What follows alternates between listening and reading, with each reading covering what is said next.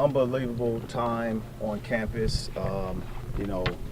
Great energy, unbelievable semester thus far. And it all starts from last season, meaning as soon as our season was over, we focused on ways that we can get better and continuing to move the program in a direction that's honorable, right? I think we had a great summer with our additions. Recruiting process closed down. Everyone moved in. We worked on team building. That was one of the first things we kind of concentrated on. We got different guys, all walks of life. Wanted to get them on the same page. Obviously, our core values: friendship, love, accountability, trust, discipline, unselfishness, enthusiasm, and trust. Wanted to see where these guys were from a team building standpoint. Excellent, being able to get guys back. From postseason injuries, things like that. And, from the semester, I think our guys diligently been working hard, giving the very best, connecting on all cylinders. And I'm excited. I'm excited about this group, excited about this team, and looking forward to the sounds of this building, so to speak, here at Mizzou Arena. How did the returners shake off last year throughout the offseason and get things turned in a different direction? I think they've been taught to shake things off at an early age. We have resilient guys that have been through things, guys that have transferred, but they weren't born with a silver spoon. Adversity has faced them in their life at some point, and they've been taught by their parents. So appreciate all our parents out there, because those are also my extension of the coaching staff. They do a great job of talking to their young men, talking to the players when they need to, encouraging them when they need to. And these guys just ready to lace them up, ready to build on what this summer brought. And that's the focus, being able to move forward in a positive way.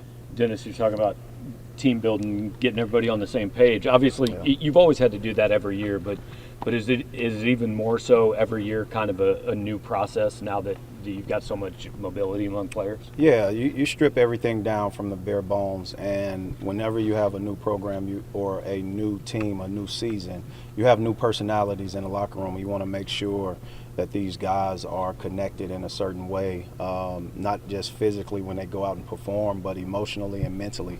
And that they have the endurance to stick together and do the things necessary, but also sharpen each other's blade every day.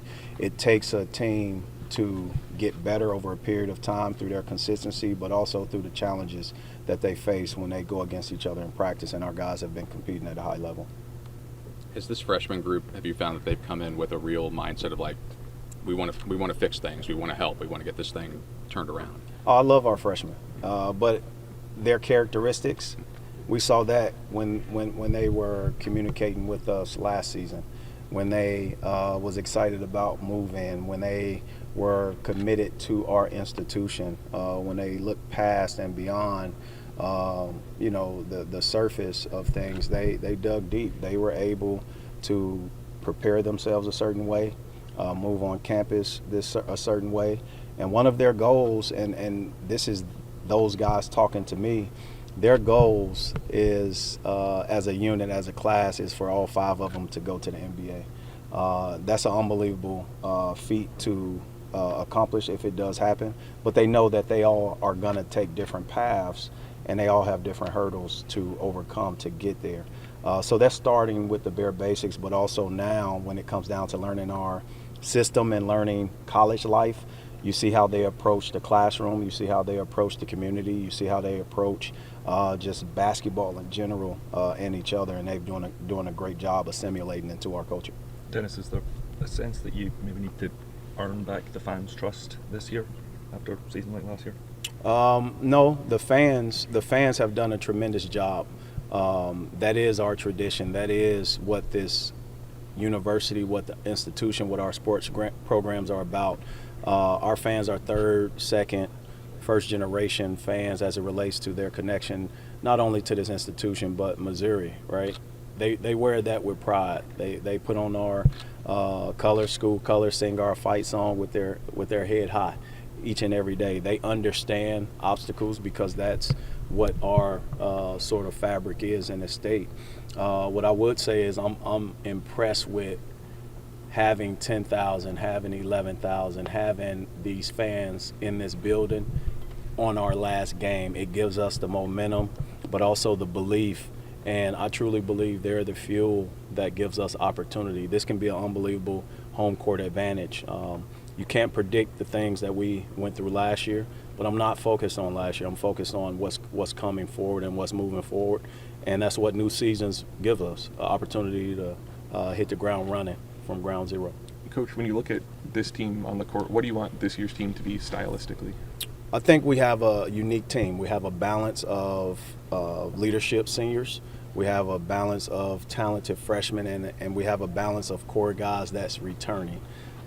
So through time, I truly believe these guys will continue to get better and be the finished product in April. That's the most important thing, being a finished product in April. Our goal is to play in the Alamo Dome. That's our goal. And as it relates to our conference, our goal is to compete for a conference championship. You have to go through things to get there. You have to grow together to get there. You have to push forward to get there. It's not going to be easy, but what we're doing now is building sort of like the infrastructure to build upon what our expectations, what our goals are. I'm excited how these guys have approached practice, how they're approaching the training room, how they approach the weight room, the classroom, the community when it comes down to community service. Just last week, they were at the Boys and Girls Club here in Columbia at the Sneaker Ball. Unbelievable atmosphere. So if you're out there, you're looking for something to support Boys and Girls Club. Our guys were out there, and they gave their very best. So for me, character is being built the right way. Now, we have to get through the obstacles what that season presents.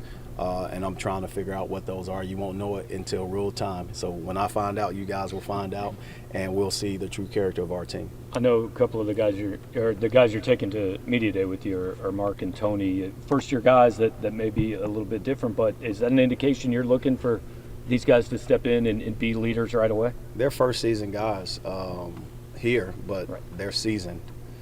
These guys been in battles their entire career.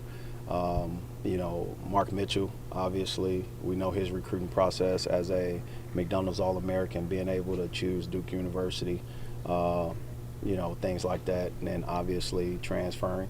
You look at Tony Perkins. Tony Perkins didn't have the notoriety coming out of high school that he would have liked.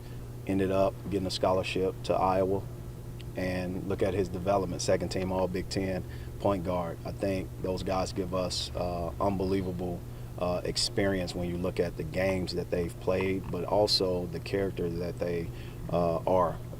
Those dudes are good dudes, and their leadership is obviously gone through actions. They may not always be the most verbal guys, but we have leaders as well.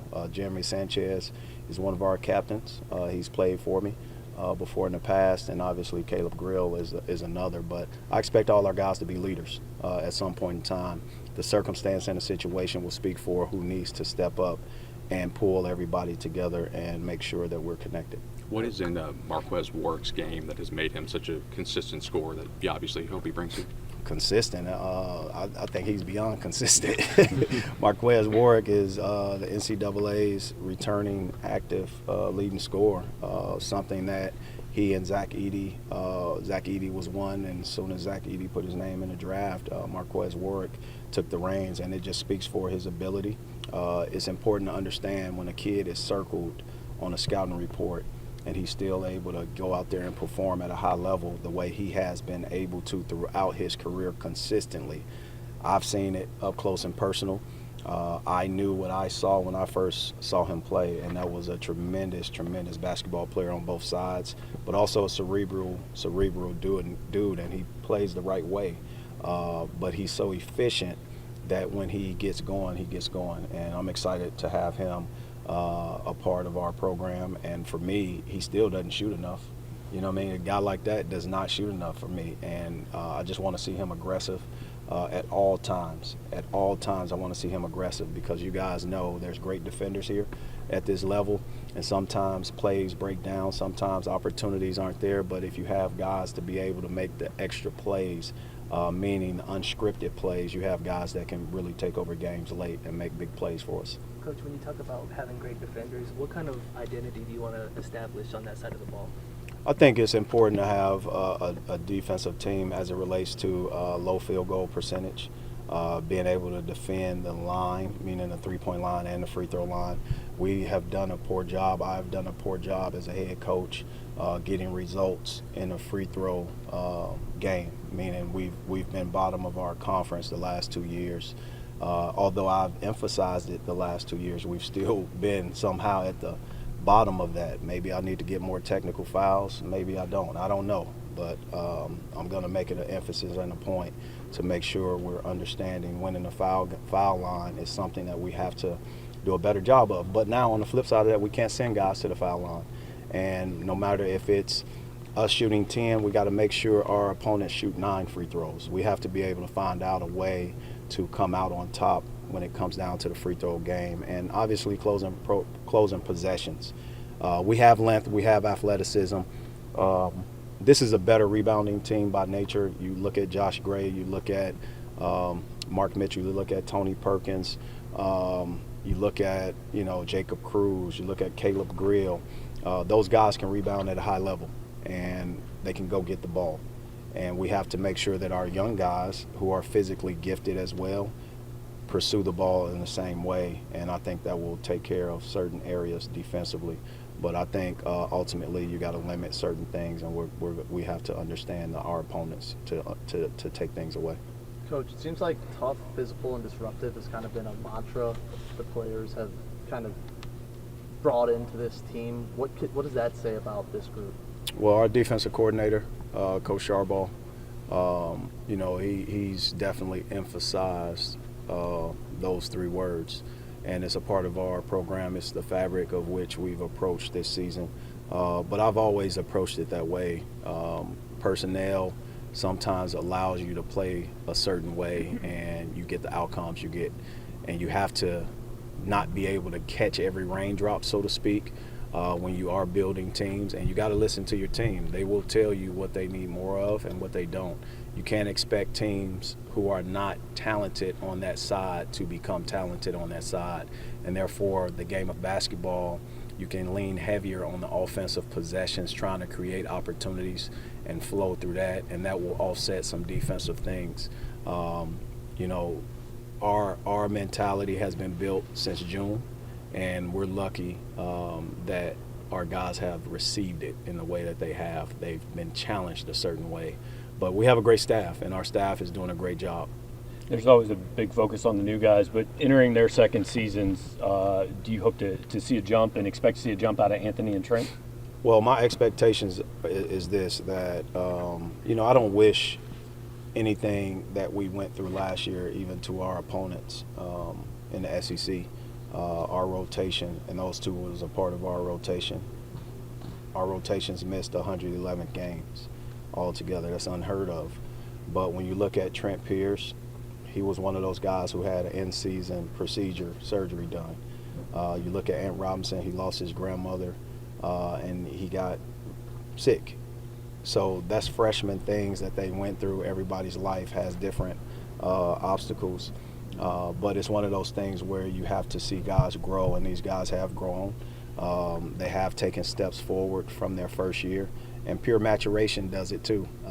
And I'm excited. Again, our parents are an extension of our coaching staff, and the Robinsons have done a great job. The Pierce family has done a great job in helping us develop their young men, and obviously understanding from the mental, the physical, and the emotional part of it to make sure that we're moving them in the right direction. So I appreciate our families for helping in that process too. Tamar and Mark Mitchell, they're good buddies. They go way back. But Yeah. How do they play well off each other on the court? Do their skills complement each other? Well, it's funny. It's funny because I kind of tease those 2, and I tease some of our guys during film sessions or even on the court in practice. I'll say something like, Tamar, are you afraid to challenge your childhood buddy or something like that, right? Mark, are you afraid to block his shot? Something like that. Are you guys just playing buddy ball? What is it, right? But the energy that they bring to our program to have long-lasting relationships and friendships, it gives examples of where we can make this team, although we're strangers in some parts, in other parts, this is their first time playing together in a long time. It's just like how they left it off in AAU. They come from a great AAU program. As soon as we began to recruit Mark Mitchell, we had the Bates family, Mr. Bates, Dr. Bates, and Mama Bates helping recruit in the process. And those are opportunities that helps us build this team. And Mark has not looked back since he's been here. Tamar has not looked back since he's been here. And those guys have allowed their friendship to be seen and transparent to the rest of our guys to give an example of what our bond should be. And that should be a lifelong bond. And that's what I'm excited to see, who's in whose wedding, who's in whose life beyond this part of this fraction of their youth. Just trying to figure out how close we get here, because we're going to have some good memories in this building. We just have to make sure that we have the right outcomes. There wasn't any time wasted getting Jacob Cruz to commit. What worked on your guys' front? What worked on his front during that quick process? Well, Jacob, as you guys know, he's married, his wife Carmen, and he just had a newborn. And during that recruiting process with he and his wife, I made it about him and his wife, and more so his wife than him. And I guess I'm the only coach that talked about a newborn baby coming soon, and my credits to our campus hospital, because at that point during his official visit, that is one of the things that we visited, and she was able to tour, and his baby was born. Little JJ was born, in August. And when you have a wife that's nesting, I've been there. When you have a wife that's nesting, and obviously a husband with a child on the way, you look at things from a different perspective. While others may have been thinking about stats, it's playing time. We were thinking about life, transition, and making sure Cruz becomes the best father, continues to be the best husband that he can be for his family, and the rest will fall in place. And I think that's one of the things that makes this unique. This is a city that has had open arms to all of our kids from all walks of life, and they felt comfortable. Their families have felt comfortable. And when you can use the community to help you recruit as it relates to tours, that's what makes it easier and stress-free. As it relates to our conversations, it wasn't about basketball, it was more about life with Jacob. And I made it a point to identify a young man like him who could have gone anywhere in the country. He could have gone anywhere, and they were still trying to get him after he committed and signed. But he could have gone anywhere in the country, and that's what it's about, not making it a transactional type of thing, but making it transformational. And I'm just glad he believed in me as his head coach. What does having a guy like Caleb Grill with all of his experience do to have him back on this team this year? Well, Caleb Grill has been through a lot, and he's going to be a future head coach in college. I truly believe, no different than I looked at Trey Gomillion. Trey Gomillion got pulled back on staff this year. Grill is going to be a guy after his professional career that I will hire one day. There's no doubt about it. He has a great basketball mind. He's fiery, and that's how I played the game. And he knows it. He has knowledge. But having him in our program, and we missed him last year, when the straw that broke the camel's back was when he went down from a flagrant foul and broke his wrist. We've tried to get him back. It just wasn't acting right. It would swell up when he would try to return, but he wanted to tough it out. He was saying, "Coach, I'm going to put duct tape on it." I was not going to let him return last year. So for me, I think we had to play the big picture, and the big picture was to redshirt him, obviously bring him back, and he's been a captain thus far, and he's doing a great job, doing a tremendous job. Time for two more questions. Talking about the recruiting process with the NCAA shortening the transfer portal from 45 to 30 days and getting rid of the national letter of intent, does that impact the landscape of recruiting in your eyes? Well, it's all about perspective. It impacts it, but evolution is evolution. You guys' career has changed and evolved a little bit as well, but what makes you important and what makes you guys effective in what you do is that you've been able to change with the times, and we have to continue to change with the times. And now look at innovative ways to continue to recruit, identify kids, but also player development is very essential. Retention is essential. You got to return a core of guys that can carry through your program the identity that you want on that court. And we have a great core of guys. Aiden Shaw, first high school kid I ever signed during my tenure. He's still in the program and he's thriving, doing a great job.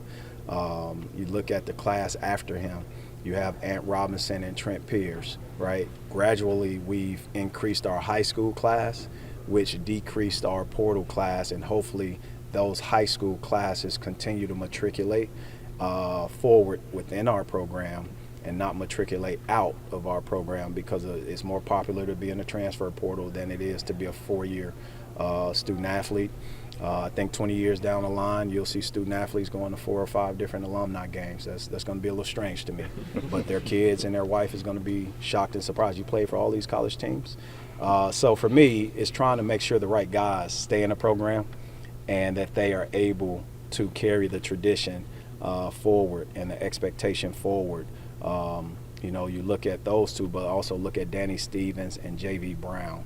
J.V. Brown about the toughest dude we got. I'm just telling you right now, he has done a tremendous job. I laugh, I joke with the guys, but that's one thing I am very serious about in terms of right now who's our toughest. Right behind him is, you got Caleb Grill asks me every day, Coach, where am I at on this tough list, right? So Caleb Grill is right there. He ain't past J.V. Brown right now, but he's right there. Marquez Warick is there. And we got a host of other guys that's there, but we have some unbelievable characteristics that I'm excited to coach, but also our students are excited to see the fans in this building support them as well. Final question? Overall, do you feel like through the off season that this is a group that is eager and determined to, flip the page from last year? Eager and determined to build their own story. Absolutely. This team will build their own story. We have a banner up, and behind that banner is everybody's name who was a part of that team. So these guys are ready. We talk about that. There's something on the banner in the front that the fans get to see, but it's a whole lot of stories behind that banner that is invisible to the human eye, meaning the public, that happens within the locker room, within these special early morning workouts, the connection between the players and the coaches and players. I'm excited. I'm excited about a lot of things with this program. I'm excited about Coach Nutt. Coach Nutt being able to get through his cancer treatment and things like that. The spirit of our fans who reach out to Coach Nutt consistently just to check on him. It's a part of our story, and the growth of our team is going to be very, very important. It's going to be essential every day that we have an opportunity to fill this building up and support. That is going to help us grow as a team, no different than we've done in the past. And that's what I appreciate most about our fans. They showed up last season. They absolutely showed up, and I'm excited to see them show up again. So if you're out there listening, MIZ. Thanks, Coach.